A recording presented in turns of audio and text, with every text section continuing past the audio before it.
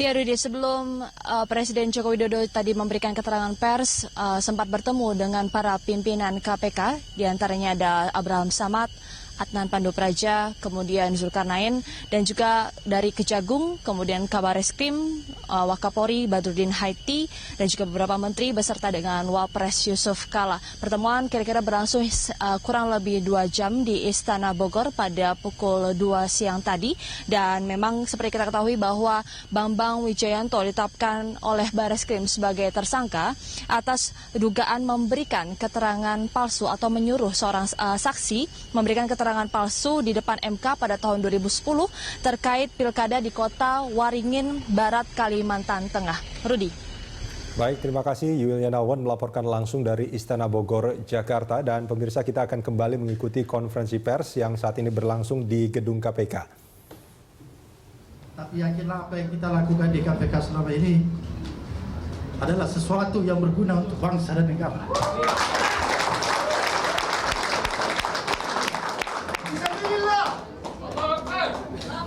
Teman-teman yang saya cintai, semalam terakhir saya sama Pak BW sampai jam 10 malam. Ketika beliau ingin menjenguk Abdi Sleng, saya memang sudah punya firasat lain, makanya saya bilang sama Pak BW, saya temani Anda. Dan sesampainya di rumah sakit, kita banyak bercerita, dan ada sesuatu hal yang memang menurut saya ini mungkin Pak BW sudah merasa bahwa mereka akan menjadi target sama dengan saya. Dan ada hal-hal yang menurut hemat saya yang sulit saya lupakan ketika dia bilang, Pak Bram, ini malam mungkin malam terakhir buat kita.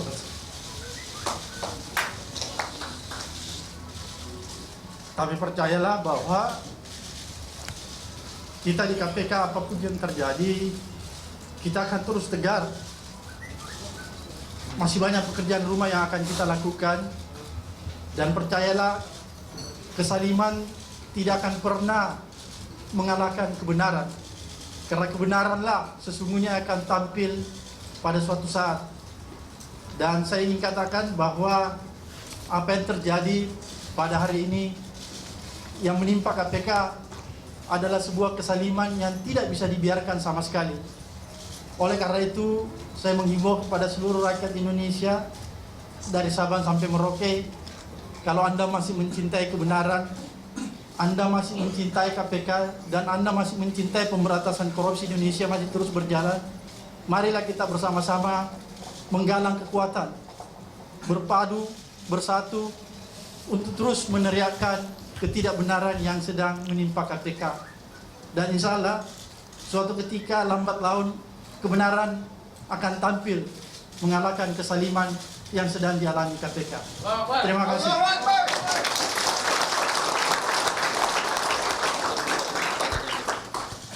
Baik teman-teman, tadi sudah ada satu pertanyaan, mungkin ada yang lain. Kita bagi 3 pertanyaan, silakan. Yang belakang ditujukan kepada siapa? Saya mau bertanya ke Pak Abraham. Ini soal peristiwa yang menurut saya peristiwa ini kan lepas dari pengamatan publik Pak Abraham, karena tadi malam seingat saya jam 10 saya masih sempat berbincang dengan Pak Bambang Wijoyanto terkait dengan beberapa kasus, dan pada saat itu seingat saya Pak W baru keluar dari sini. Coba ceritakan lebih, karena ini kan peristiwa yang menurut saya lepas dari pengamatan kita.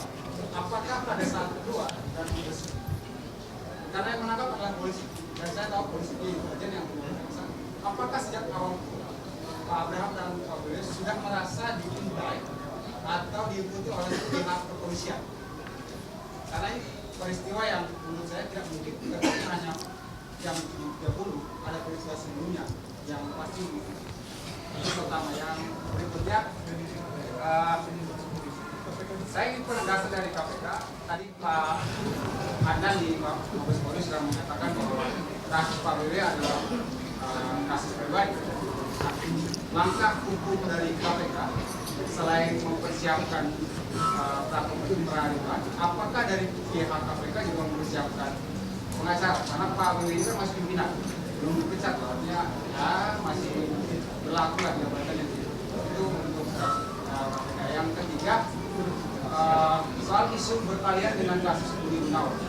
Saya melihat dan kita sering ngobrol dengan kawan-kawan bahwa KPK terlalu lambat harusnya ketika sebuah kasus sudah besar, maka orang-orang yang terkait dengan itu ya tersangkakan saja.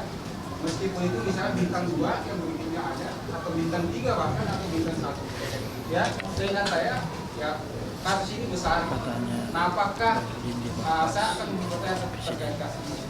Apakah orang yang tersangkakan di APBD juga bagian dari pihak yang sedang diincar KPK dalam kasus Budi Gunawan? Terima kasih. Baik, yang ketiga, silakan. Ya, izin Pak, saya Habibie dari Detikop.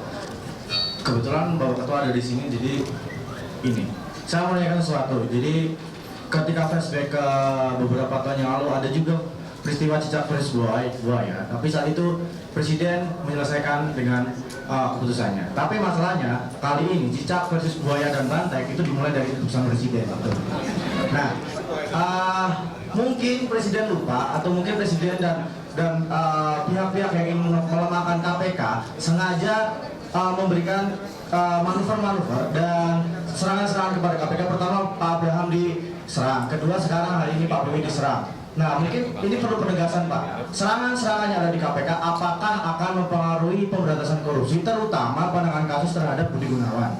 Yang kedua yang ingin saya katakan yang ingin saya tanyakan adalah untuk ada dari KPK sendiri, seberapa penting sih Budi Gunawan sebagai seorang tersangka ataupun seberapa istimewa Budi Gunawan di hadapan KPK? Apakah sama dengan tersangka lain atau hanya tersangka yang biasa saja gitu Pak? Terima kasih.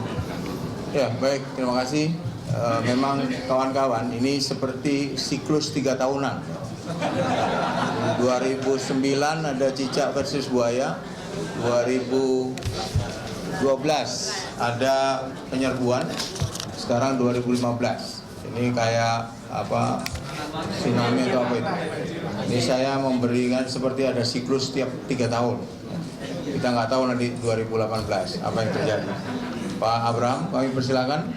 Mungkin nanti Pak Pandu menambahkan.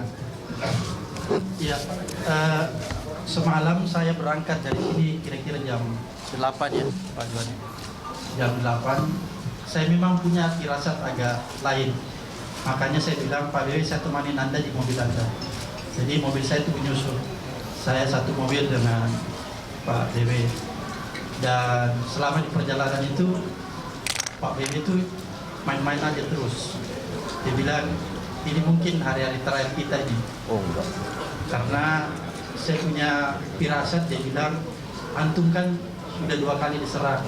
Dia bilang begitu. Saya belum, dan mungkin saya nanti gilirannya, dia bilang begitu. Dan dia mengingatkan saya tentang masa-masa lalu. Dia bilang, ini pasti nanti saya Nur BW, dia udah bilang bahwa kalau dia mau dikriminalisasi lewat kasus ini. Ya, jadi dia sudah ngomong semalam sama saya, dan saya rasa dia punya firasat juga. Dan setelah sampai di rumah sakit, kita banyak ngobrol sama Abdi. Dan terakhir waktu pulang, saya sudah tidak bersama lagi. Jadi jam 10 malam itu, saya pakai mobil saya pulang, Pak Dewi pulang juga. Tapi dia main-main sama saya, dia bilang, Pak Bram, antum itu senangnya yang mana? Kalau kita dua-dua ditahan, kita di markas Brimob saja di Depok supaya dekat rumah saya, istri saya bisa antarkan makanan buat saya dan saya kasih makanan saya buat Anda, dia bilang begitu. Kalau di jauh-jauh dia bilang kita tidak bisa diperhatikan. Jadi dia yang ngomong sama saya begitu. Jadi saya bilang, antum tidak usahlah begitu-begitu. Kita ini masih dibutuhkan sama orang. Terus dia bilang, ya kita harus menjaga kemungkinan terburuk. Dan itu yang dia sampaikan. Dan ketika terjadi pagi harinya itu saya dengar mungkin saya pikir Pak BW ini sudah menduga-duga serangan akan datang ke dia. Karena analisis Pak BW itu memang serangan itu hanya ditujukan oleh 2 orang saja, saya sama Pak BW, sehingga dia memang sudah siap-siap itu. Tapi ada satu hal mungkin yang kita harus ambil hikmahnya, bahwa pemberantasan korupsi tidak bisa berhenti dengan ditetapkannya atau ditangkapnya Pak BW itu yang pertama. Kemudian yang kedua, saya ingin mempertegas selaku pimpinan Komisi Pemberantasan Korupsi, kalau tadi dikait-kaitkan bahwa apa yang dilakukan Pak BW itu adalah pribadi, tapi sekaligus saya ingin menegaskan bahwa Komisi Pemberantasan Korupsi tidak akan melepaskan BW secara pribadi. Dan Komisi Pemberantasan Korupsi akan turut dan bersama-sama Pak BW berjuang sampai kapanpun juga. Jadi kita tidak memandang bahwa apa yang menimpa BW hari ini adalah persoalan pribadi dia di masa lalu. Karena prinsip kita di KPK, satu sakit, kita semua harus merasakan kesakitan itu.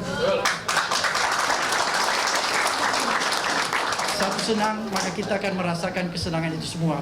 Karena itulah nilai persaudaraan, itulah nilai-nilai kemanusiaan yang kita anut di KPK. Oleh karena itu, siapapun nanti suatu ketika yang disakiti KPK, bukan saja yang datang dari pimpinan, siapapun, baik struktural maupun pegawai biasa sekalipun, kalau dia sakit, maka itu adalah sakit lembaga pemberantasan korupsi, bukan sakit dia pribadi. Itu yang saya ingin tegaskan. Sementara. Pak Zul menambahkan, silakan.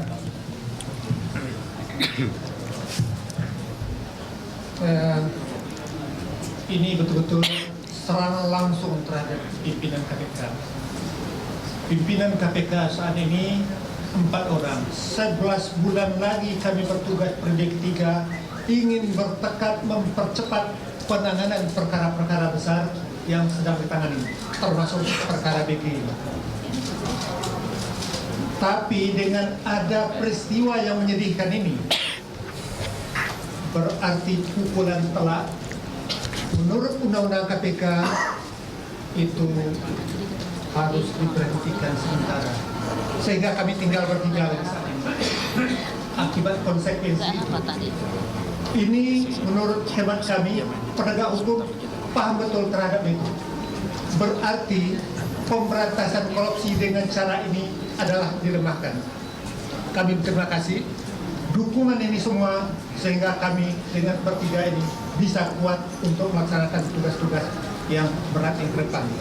Termasuk di dalam penyelesaian kasus BG ini, kami bertekad untuk mempercepat. Tapi saksi-saksi nanti yang orang-orang yang ada di lingkungan kepolisian, mudah-mudahan dengan kesadaran penuh dukungan kita semua bisa hadir dan memberikan keterangan secara benar. Berikut tadi ya, ini nalar kami juga penegak hukum, dari pakar pidana juga sudah katakan, dari aspek hukum material saja 244, kalau menyuruh orang melakukan, yang disuruh tidak bisa dipertanggungjawabkan, apa orang yang memberikan keterangan palsu orang yang tidak bisa dipertanggungjawabkan?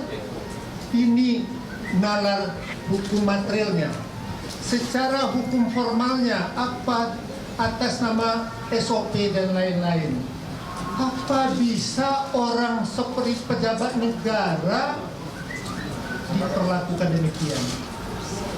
Sabarlah barangkali kok secara pribadi, barangkali selesai tugas kami sebagai penyelenggara negara ini, mungkin kalau masih diperlukan proses hukum, itu akan lebih baik sebetulnya. Kepolisian itu mitra yang ingin kami perkuat.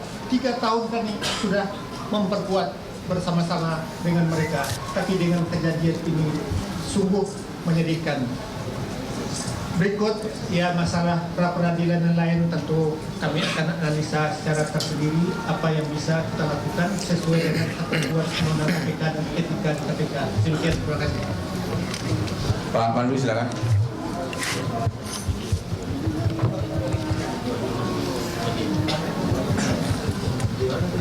ABW beberapa hari terakhir ini sudah kemas-kemas. dia sudah punya feeling yang sangat intuitif akan menghadapi peristiwa ini. Saya katakan pada beliau, nggak mungkin lah bos. Saya baru bertemu dengan Pak Badrodin Haiti. Dalam pertemuan saya tersebut, beliau mengatakan bahwa ya semuanya terkendali dengan aman.